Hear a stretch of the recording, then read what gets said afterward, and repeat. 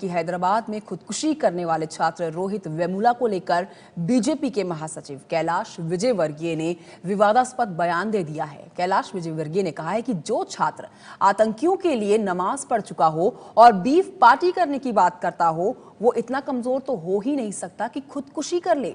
17 जनवरी को Hyderabad central university के hostel में रोहित वेमुला ने खुदकुशी की थी। विजयवर्गीय ने रोहित की खुदकुशी की जांच कराने की अब मांग की है ताकि साजिश करने वालों के जो चेहरे हैं वो बेनकाब हो सके। रोहित वेमुला इतना कमजोर नौजवान नहीं था कि वो आत्महत्या कर ले। जो आतंकवादियों की फांसी का विरोध करे, जो सार्वजनिक रूप से कहे कि मुझे भगवा दिखता है तो ऐसा लगता है कि फाड़ दूं, जो सार्वजनिक रूप से ये कहे कि मैं बीफ पार्टी का आयोजन करूंगा, जो सार्वजनिक रूप से आतंकवादी विशेषकर याकूब मेनन की फांसी के विरोध के लिए नमाज अदा करे, वह व्यक्ति आत्महत्या कर रहा है। पर आत्महत्या करते वक्त जो पत्र लिखता है उसमें किसी को जिम्मेदार नहीं ठहरा। मुझे लगता है कि उसकी आत्महत्या के लिए वो लोग जिम्मेदार हैं जो लोग आंदोलन कर रहे हैं, सिर्फ अपनी फेस सेविंग के लिए जो मोदी जी को और सरकार को बदनाम करने की कोशिश कर रहे हैं। कैलाश विजयवर्गीय जो रोहित वेमुला जो खुदकुशी कर चुके हैं उनके ऊपर गंभीर आरोप लगा रहे हैं। आपको बता दें, एबीपी न्यूज के कार्यक्रम में, प्रेस कॉन्फ्रेंस कार्यक्रम में कैलाश विजयवर्गीय ने कुछ इसी ओर इशारा किया था। एक ऐसे नौजवान आत्महत्या करता है जो मतलब मुझे आश्चर्य हुआ कि उसने फांसी का विरोध किया, बीफ मतलब नमाज पढ़ी।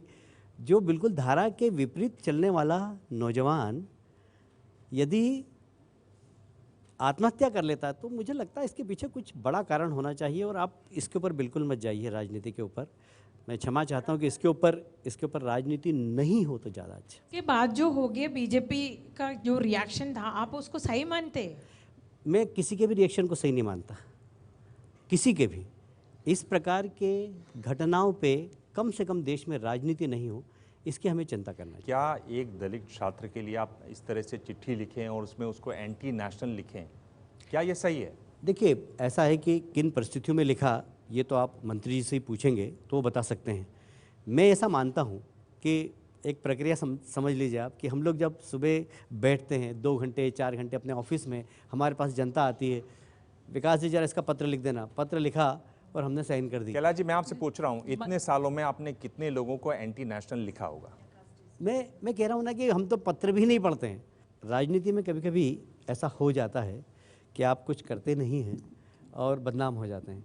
ये एक पॉलिटिक्स का हिस्सा है, इसलिए समय का हम इंतज़ार करते हैं। जब उसके दूरगामी परिणाम आएंगे तो आप देखेंगे कि लाभ हमें ही होगा उसे, और राजनीति करने वाले चेहरे बेनकाब हो जाएंगे।